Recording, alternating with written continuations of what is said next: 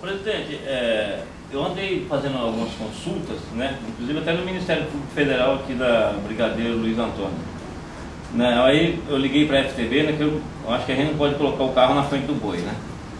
Aí eles me orientaram a passar um e-mail, né, para o presidente, para o senhor, né, para estar me orientando, porque o Ministério Público me orientou, federal, ele falou que eu posso entrar com uma representação contra essa juíza e contra o promotor do Conselho Nacional do Ministério Público Federal, né?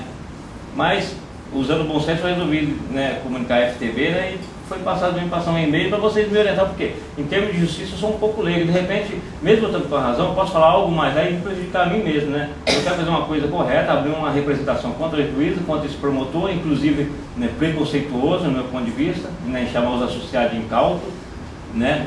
E ele me aconselhou, falou que inclusive essa representação, né, a gente pode abrir ela pela internet, pelo site do próprio Conselho Nacional do Conselho Nacional do Ministério Público Federal, né? Eu estava quase digitando, não, espera aí, deixa eu, né, levar o conhecimento da associação, né, para eles me orientar, né? Sabe, o legal não é só eu, todo mundo abriu uma representação contra essa juíza, porque ela está tirando o nosso direito. Sim. E pegando o nosso dinheiro também, quer dizer, não é a associação que está sendo prejudicada, quem está sendo prejudicado é nós, entendeu? Nós confiamos na associação e depositamos nosso dinheiro para ela administrar para a gente. Quer dizer, se está tirando dinheiro da associação, está tirando nosso, meu. Nosso dinheiro é intocável, ninguém tem o direito de mexer com o nosso dinheiro, então nós temos o direito de estar com a representação contra ela no Conselho Nacional do Ministério Público Federal. Foi orientado pelo próprio Ministério Público de São Paulo. Entendeu? Não está todo mundo fazer.